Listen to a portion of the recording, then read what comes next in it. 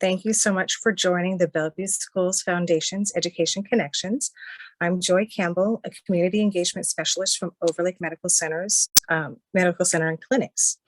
We are excited to be sponsoring today's Education Connections, where we will be sharing about modeling nutrition for your family. Just some quick housekeeping. The chat is disabled, but we do have a Q&A box and we will be answering questions at the end.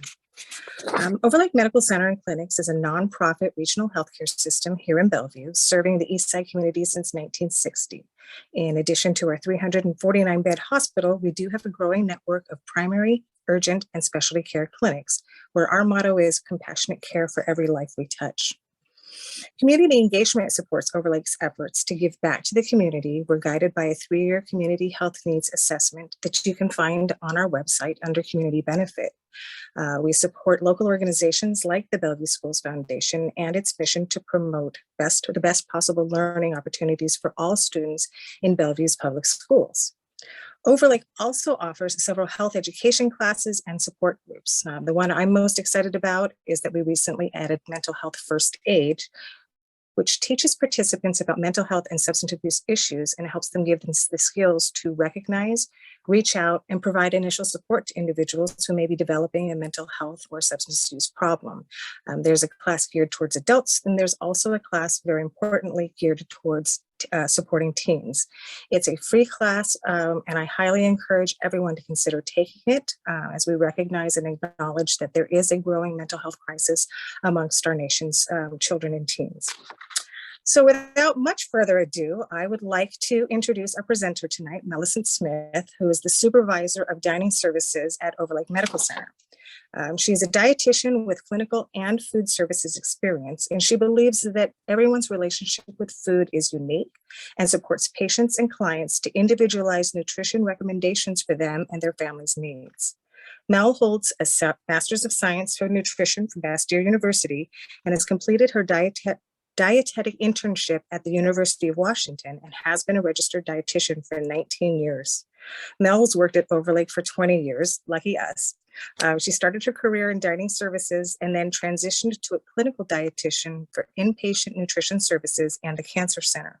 This past year, she has transitioned to her new role as the supervisor of dining services. When she's not working, Mel is a mom of 2 boys, Finley, who's age 9 and a 4th grader at Phantom Lake Elementary, and Kellen, who is 4.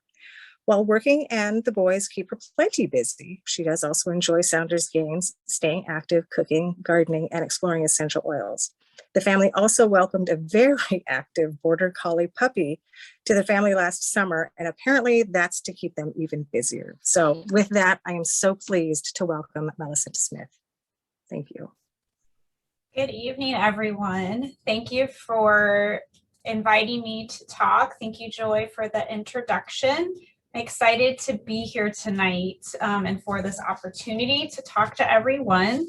I will have to say I had a little hesitation agreeing to do this because, as you heard, life has been busy, and I know we have all been busy, and the last 2 years have been something that we could have never anticipated or expected. So I think we need to give ourselves a lot of grace around feeding and nutrition.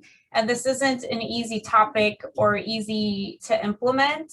And even as someone who's trained in nutrition, I felt like we have struggled with this over the past couple years. And so giving this talk also inspired me to get back onto some of our habits and make some changes in my family. So we're all in this together.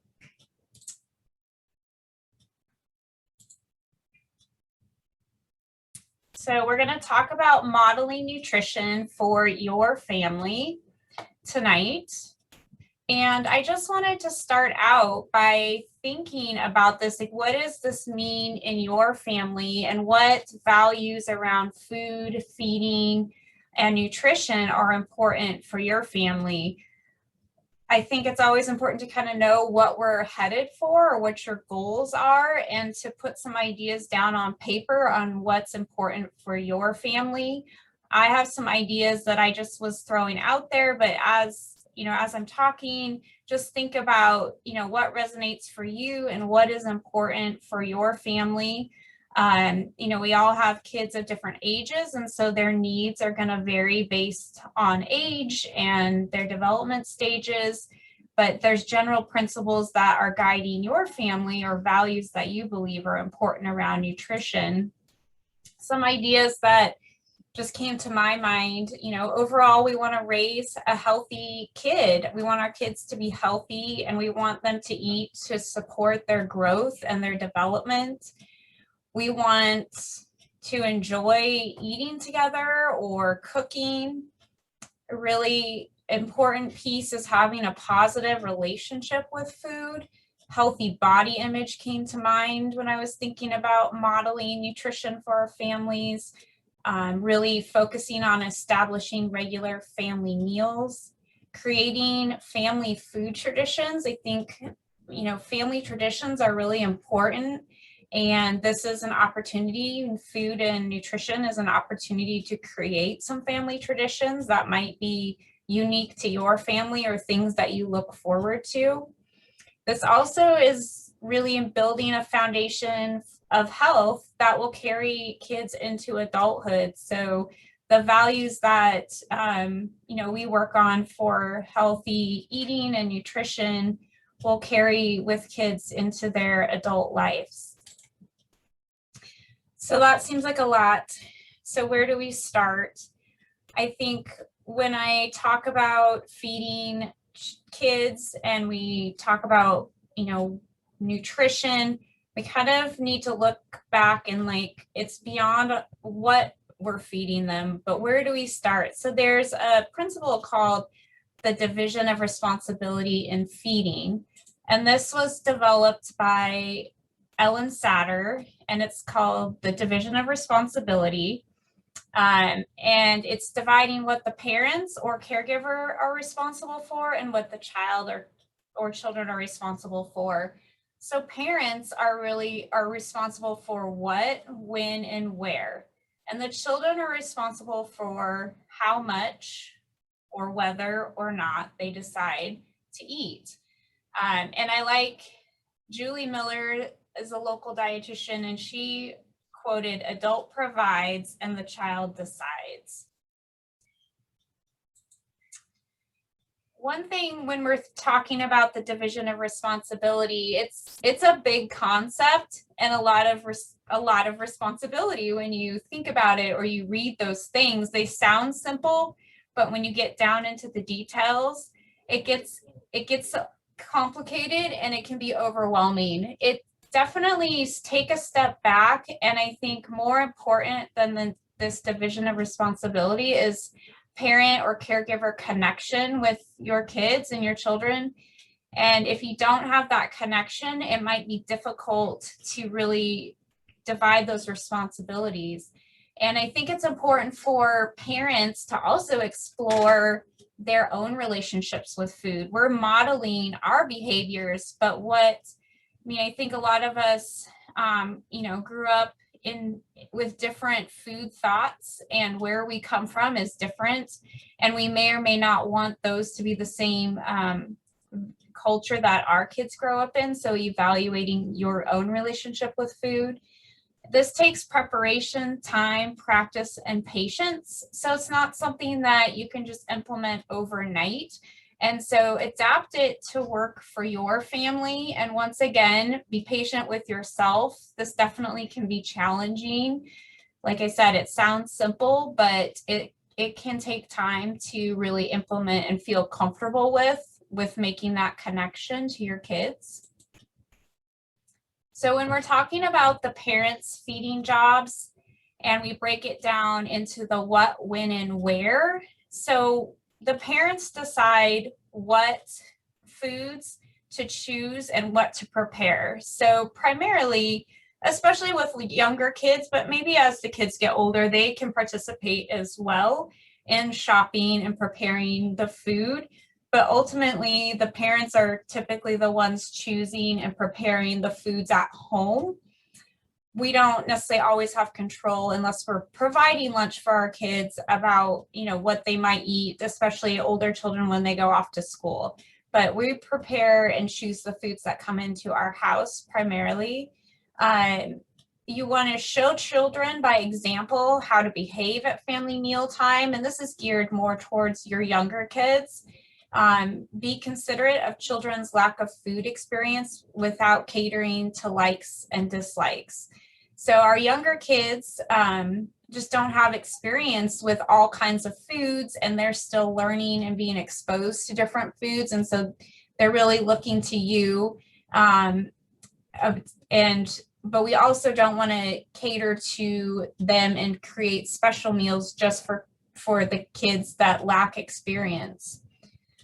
Let children grow up to get the bodies that are right for them. So if we allow the kids to eat, we provide the food, they will grow as their body allows and their body shape, and it'll be right for what their body type is.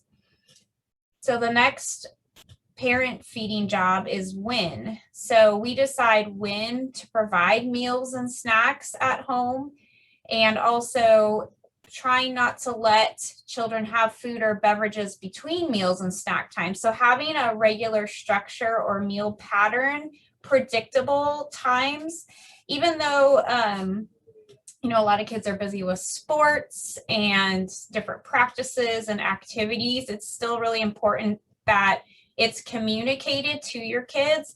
Okay, dinner's going to be at 6:30 tonight. Dinner's going to be at 7 because we have practice, just so everybody knows when the meal times are and can prepare for that. And the reason why you don't want to do a lot of grazing between meals is kids then aren't hungry and don't want to eat at the meal time. So it's important to have a pattern that you tend to follow.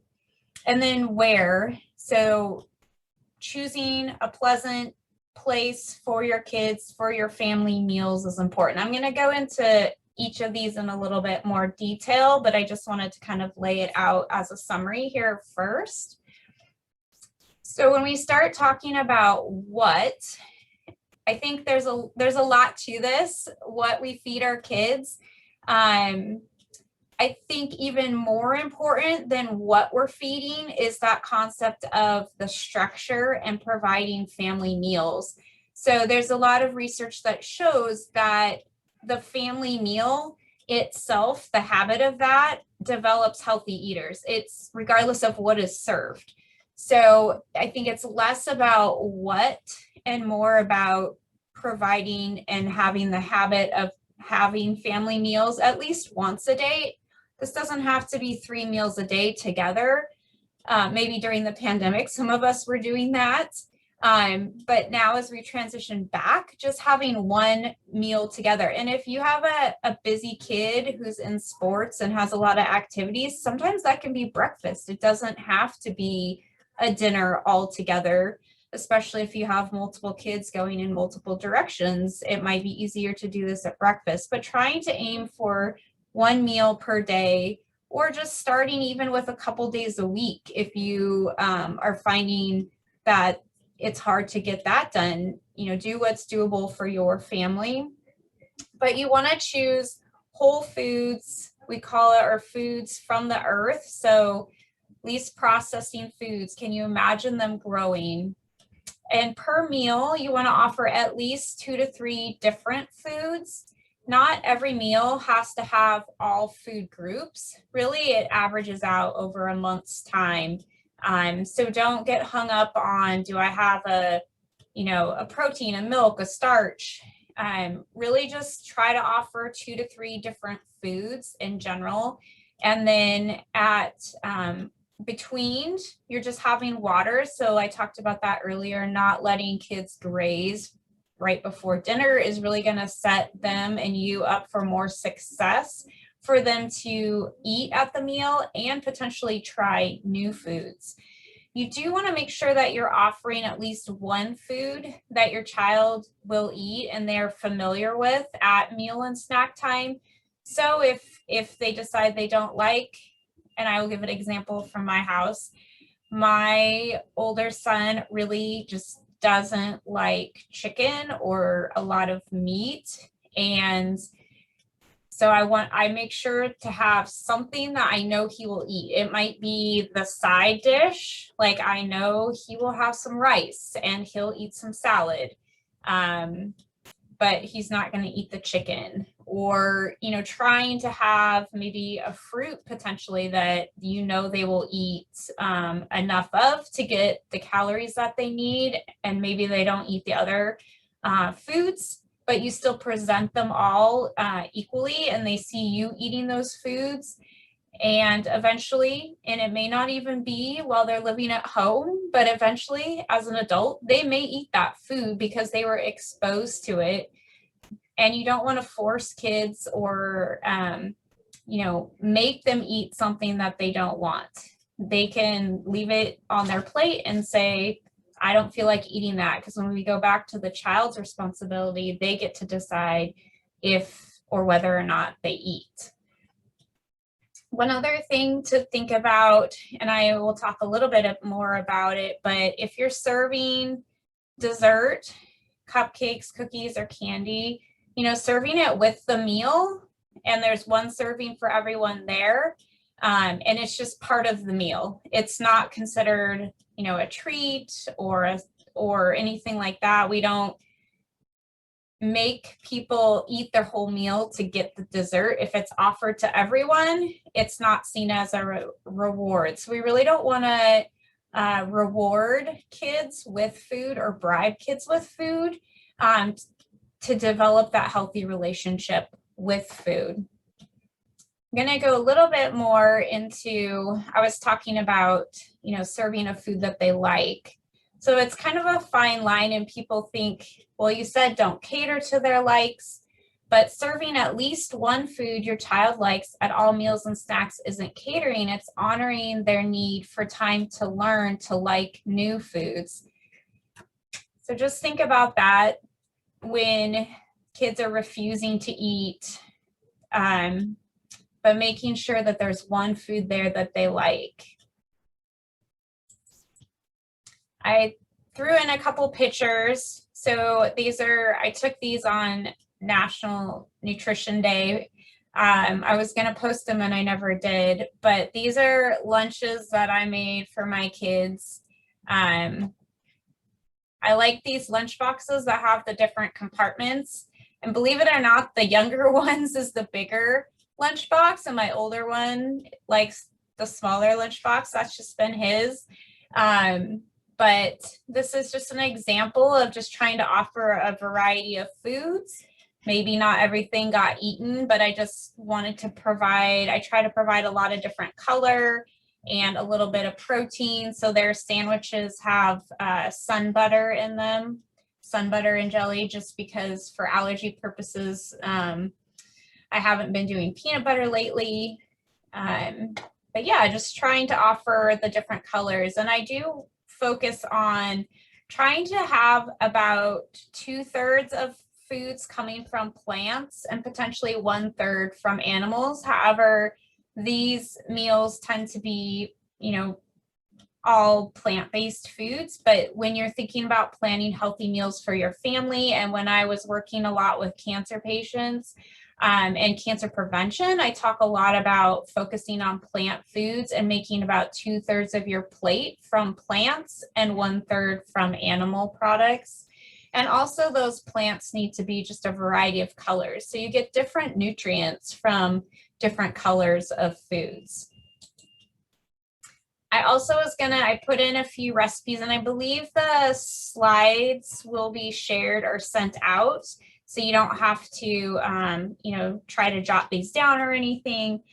However, there's a few recipes here that hopefully your family can enjoy. This is a snack option that's kind of a fun, different snack. And I had never thought about this before, but if you core an apple and you cut it, it kind of looks like a bagel. And then you can top it with almond butter, peanut butter, sun butter.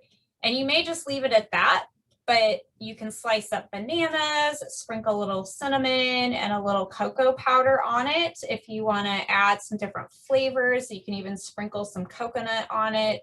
So it's kind of a fun little snack, and it's a different way to cut apples. And some kids, even just cutting a food a different way or in a different shape, might encourage them to try a food that they maybe didn't try before.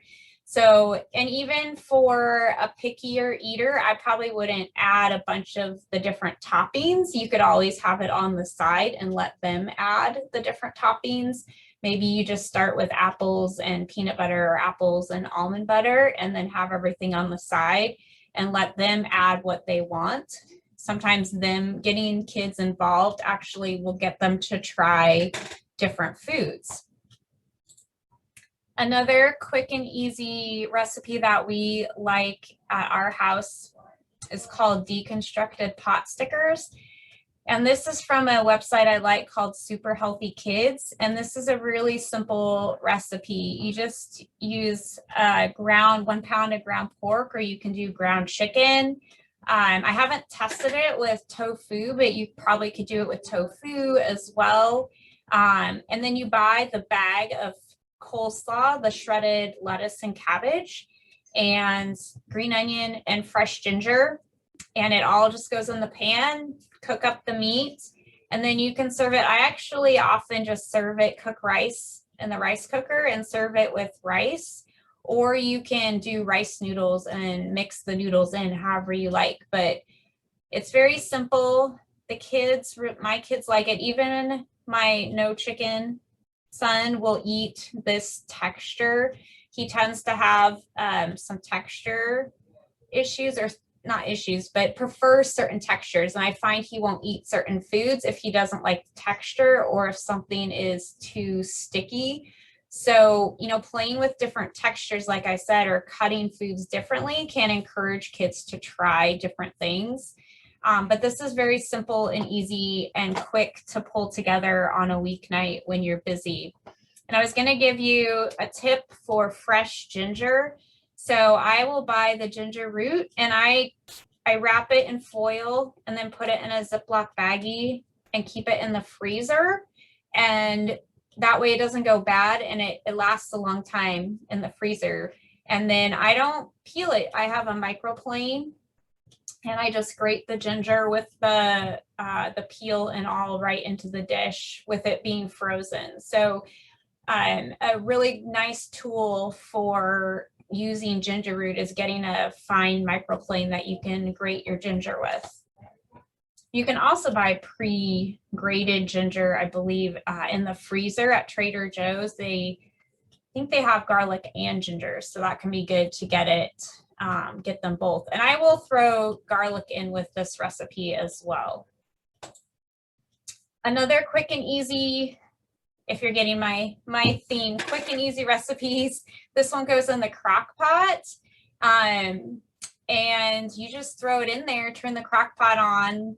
And the only thing you have to do is, once it's cooked, so this is chicken and wild rice. You just cut the carrots and celery, add everything, the herbs and spices and the broth into your crock pot or Instapot on.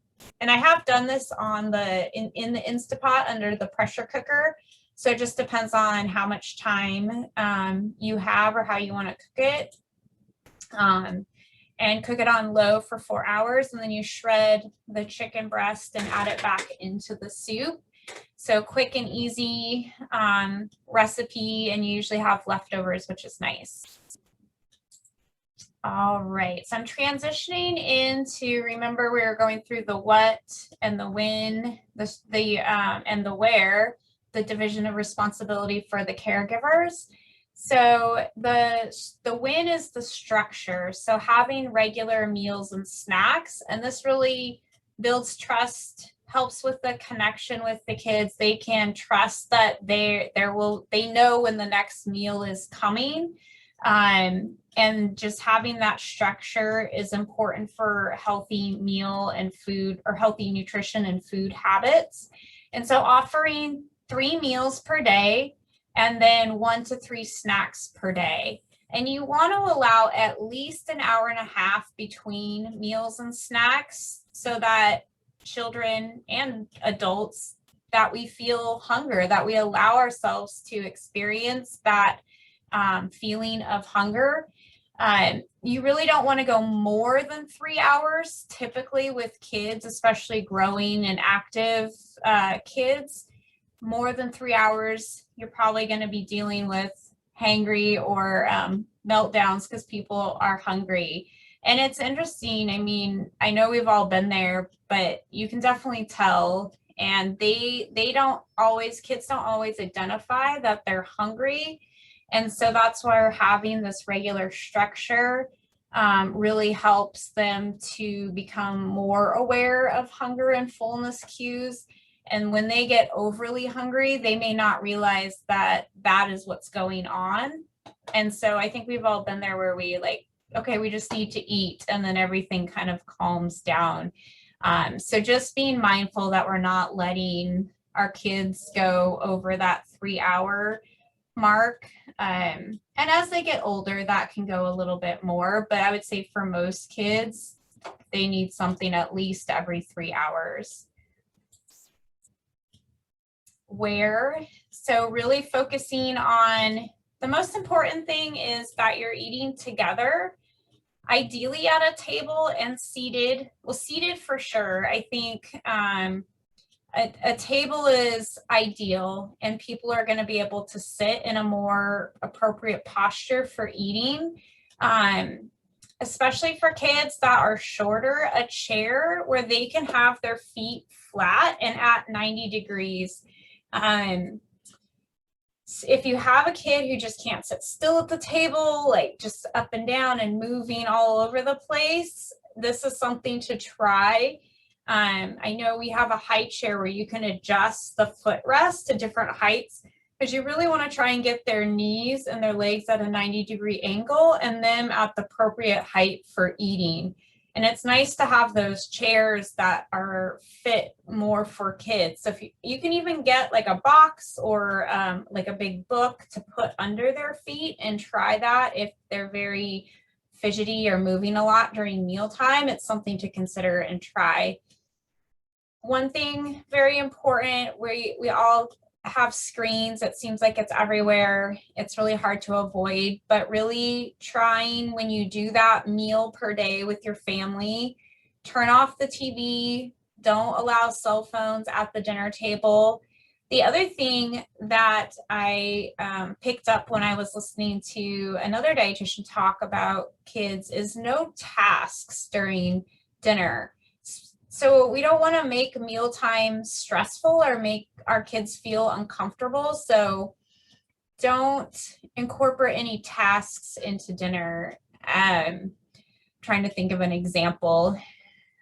You know, sometimes I've brought up things related to schoolwork or things, and I've just decided, you know what, I'm not even going to ask like, so what do you think about the science fair project or things like that, because if it brings up negative feelings for your kids, then they're associating that with family mealtime. Like, I'm going to get asked questions or pressured about something at school, and we really want the mealtime to be enjoyable.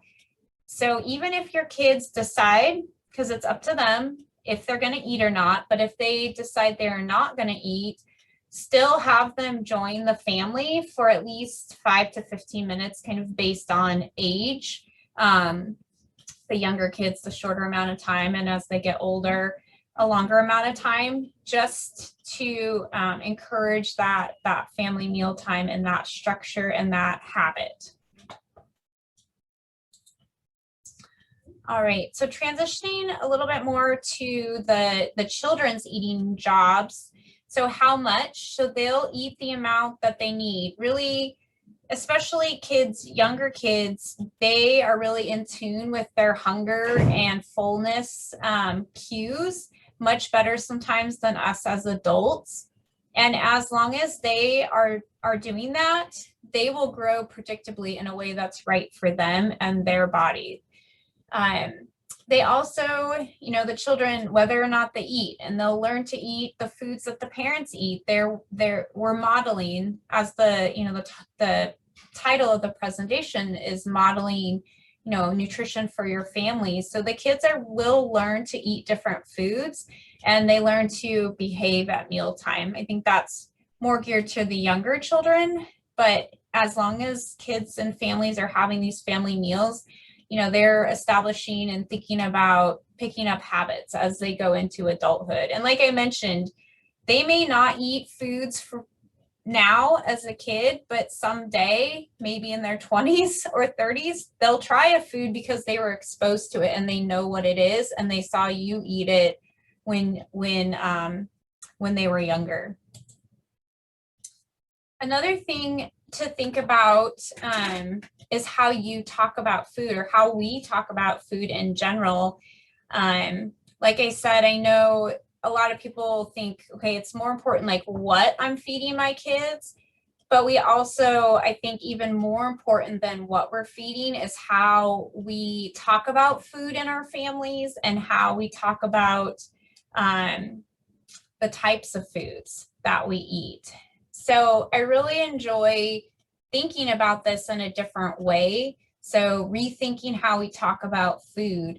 And I really like this website, and also on Instagram, Facebook, places like that. It's Kids Eat in Color.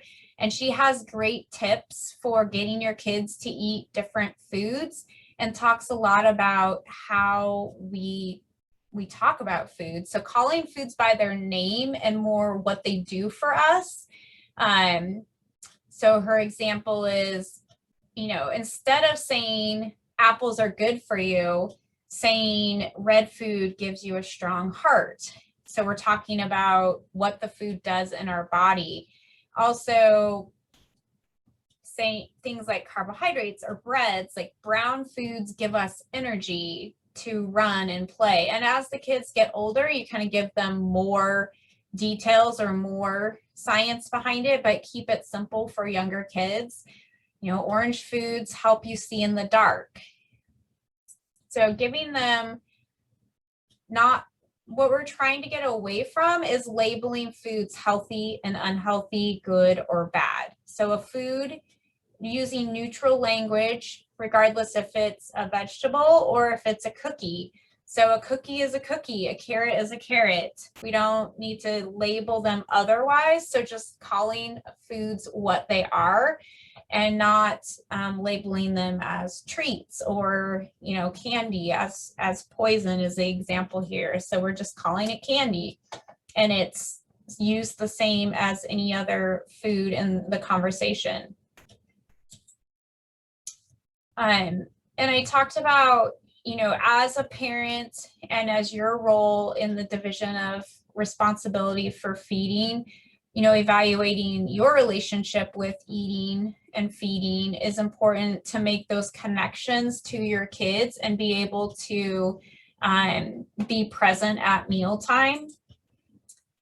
So really focusing on relaxed, eating can be relaxed. You learn to be self-trusting and joyful. So that's the goal. We want food and nutrition and eating to feel relaxed. We want to trust our bodies, and we want it to be joyful. Other people will call this mindful eating. So we're being mindful about what we're eating. Once again, we're not labeling foods. So you want to feed yourself faithfully. So that means, we know, going back to that structure, we know that the next meal is coming in, whatever time your family has established. So you're not worried about, when am I going to eat next? Am I going to get to eat? And this also goes to restrictive eating. I think we've really been raised in a diet culture, and I really think that moving away from that, and that's a goal for modeling healthy nutrition for your family, is no food rules and no guilt associated with food, to establish that healthy connection into adulthood, and giving yourself permission to eat, satisfying both physical and psychological hunger. So a meal can physically fill us up, but if you're still craving chocolate,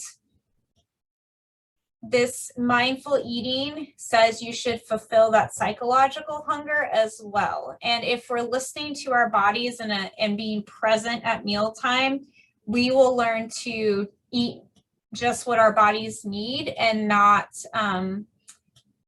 have eating where you're not present and mindful about the amounts that you're eating. And this is a process. So you notice as you learn and grow as an individual and as a family, how you guys move through this together and how you're learning and incorporating some of these different principles. You know, it might just start with establishing family mealtime. I think that's a great place to start. So really just picking out what resonates with you or what feels most important. And you don't worry about what you're serving, just starting to get into some of these habits and changing some of our mindset around food is going to set our families up for healthy nutrition and healthy modeling. So I did include some references and resources. I know I talked a lot about Ellen Satter and the responsibility of feeding. Her website has, tons of information, some geared towards more health professionals and some geared towards the public. So I definitely recommend checking that out if you are interested in learning more about the division of responsibility in feeding. I also mentioned Kids Eating in Color, and just very good information, especially if you have a picky eater. There's lots of tips there on her website or on her social media accounts on how to get kids to try different things, and also tips for parents about, being what you're capable now. I definitely have felt this in the last couple of years, working the pandemic. We have to just be patient, and our best is what our best is right now. And it's not good enough. It's good for right now. So you have to evaluate where you're at. And I like it because she gives tips for thinking about those concepts and doing what's right for your family. Super Healthy Kids, a good place to look for recipes, as well as Weelicious, just some different websites to check out if you're looking for some family recipes. And a few cookbooks. I think now a lot of people have gone just to getting recipes online, but I definitely have a couple that I still keep and have. Feeding the Whole Family by Cynthia Lair is a great simple introduction to different whole foods and basics on how to cook staples just like rice or beans. Greens, if you want to know how to cook kale or some very basic foods like that and how do I incorporate these, I think this is a great resource. Feeding the Whole Family. Also the Whole Life Nutrition Cookbook. There's some simple recipes in there, but definitely my go-to for just introduction of whole foods is Feeding the Whole Family. Somebody gave me this cookbook, I think, when my second child was born, Parents Need to Eat Too. It has some great different recipes, and it's categorized a little bit different than some cookbooks.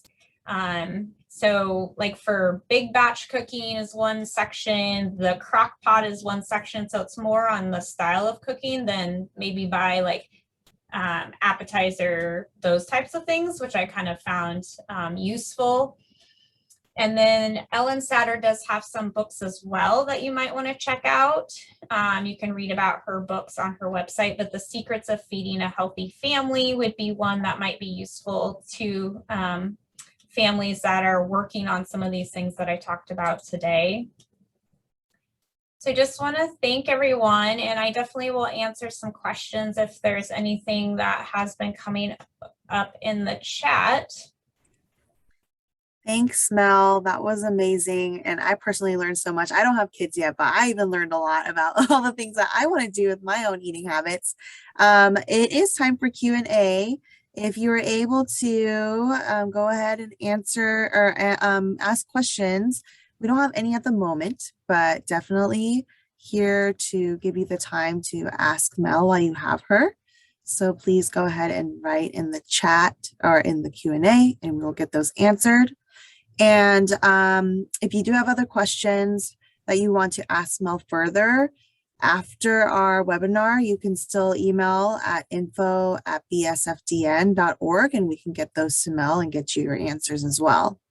So I'll give you a couple minutes to ask any questions. Okay, we have a question.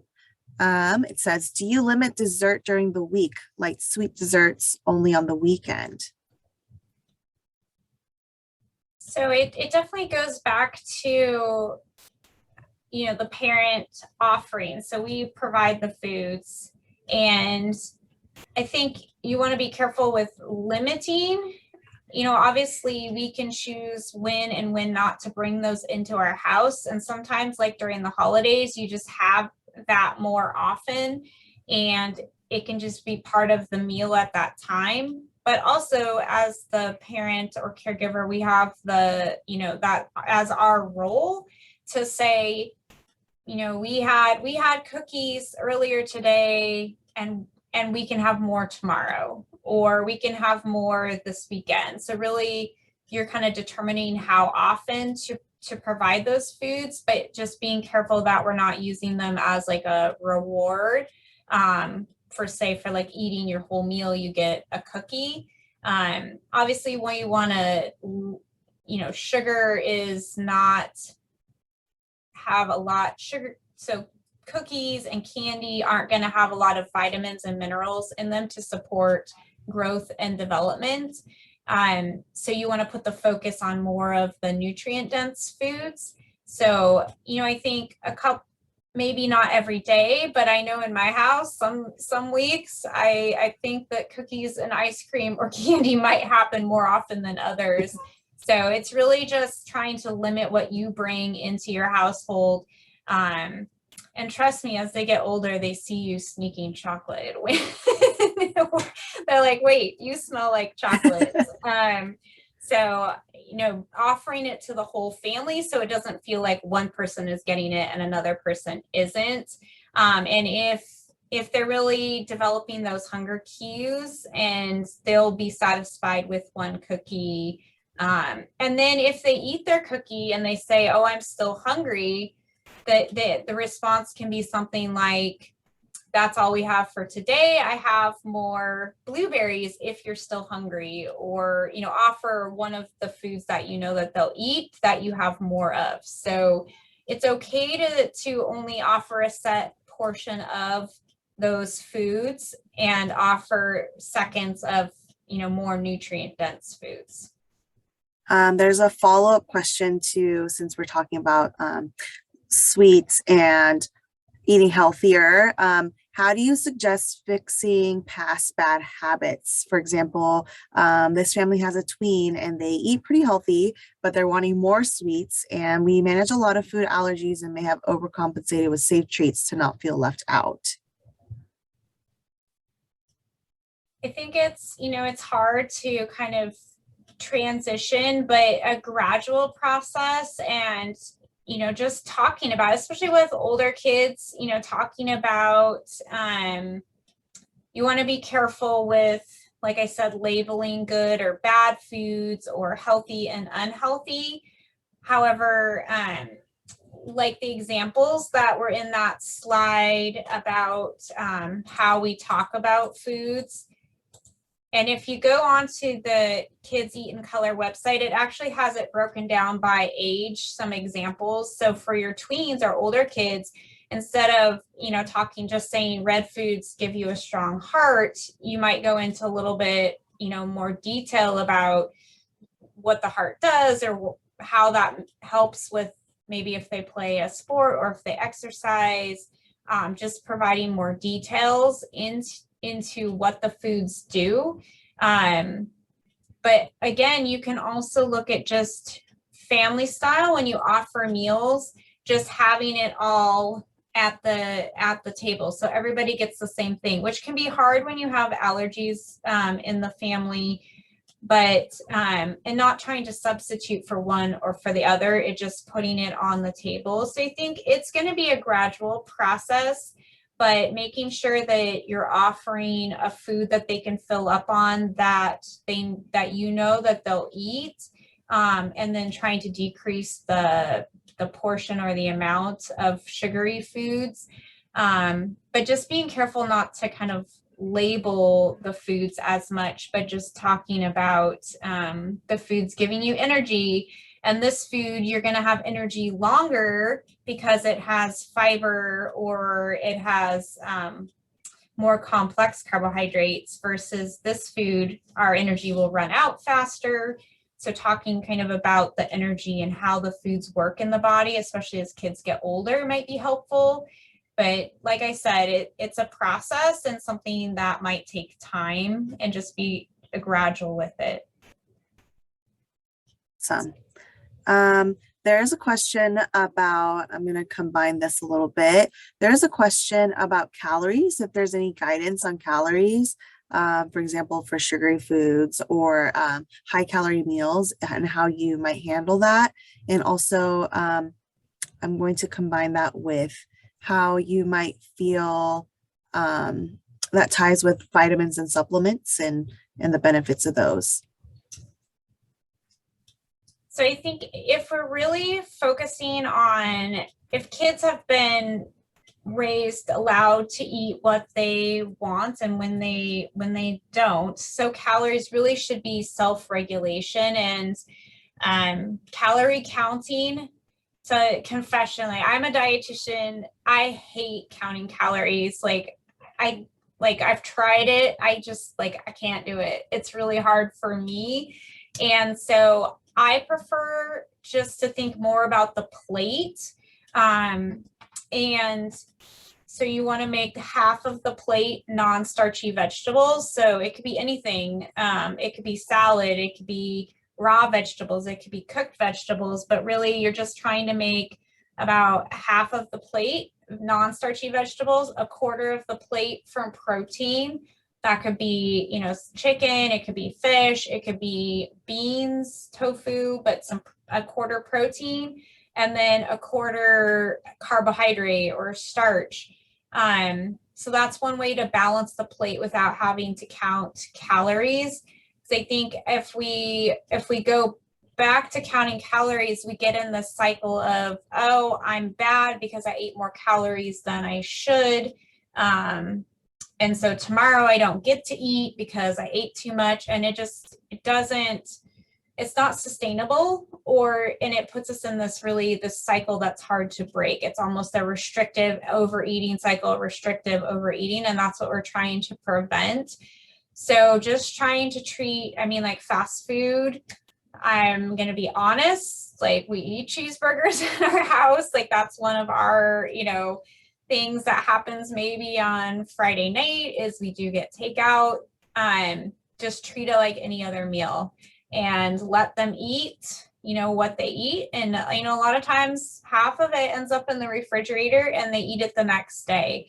But just kind of trying to keep with that meal structure. I would encourage you to more focus on the meal structure and making sure that the plate is balanced with the protein. The protein is really important.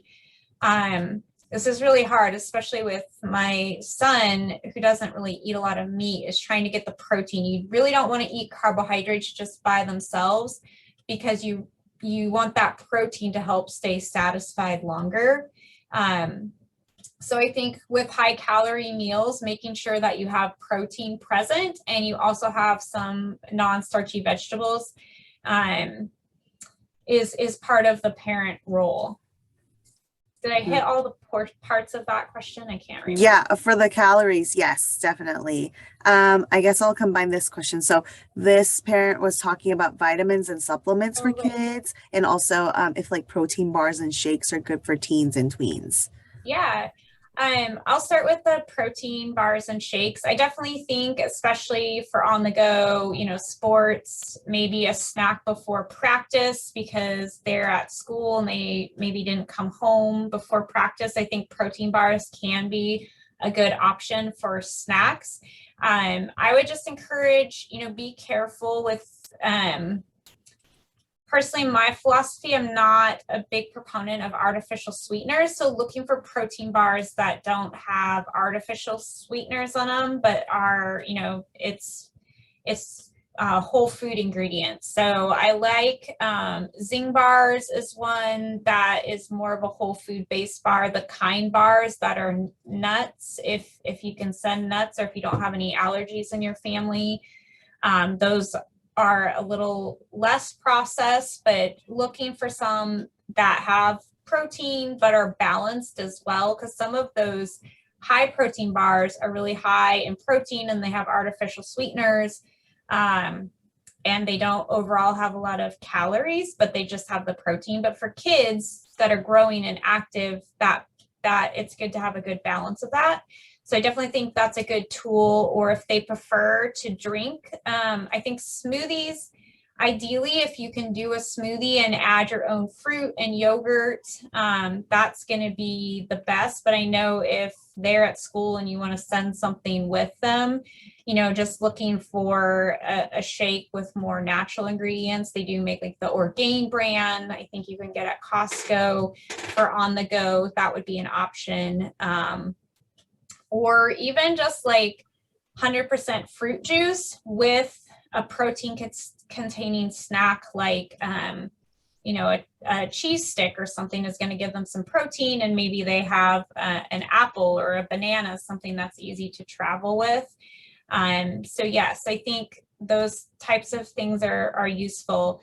Vitamins and minerals, or supplements, I do think they have their place, especially vitamin D is very important. There's a lot of research with immunity and adequate vitamin D levels. And because of where we live so far north, but we can't make vitamin D with the latitude and the sun from about November to February, March. And then during the summer, we're encouraged to wear sunscreen. And so that actually blocks our bodies from making vitamin D. So I think a vitamin D supplement is definitely essential for everyone. I think just a general multivitamin can be a good insurance plan. I struggle with this myself, like the gummy vitamins almost seem like candy. And I do use the Smarty Pants vitamins, but I've just been questioning whether that's the best decision lately for my kids and like dental health, if those are too sweet. But so I do use a multivitamin that includes vitamin D. I also think supplementing with some omega-3 fatty acids, so like a fish oil gummy, is good for brain development, especially if your kids don't eat fish, which, I was so proud of myself when my 2-year-old son ate fish and salmon, but the 9-year-old version does not eat salmon or fish. And so, getting a supplement that contains some of that EPA, DHA is good for brain development and overall health and anti-inflammatory. So that would be something to consider.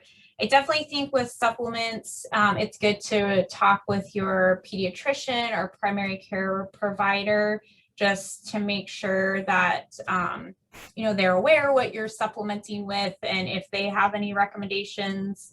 But, a basic multivitamin one a day and with vitamin D. So I usually recommend if kids are over a year old, they can get 600 IUs of vitamin D, which is usually present in a multivitamin.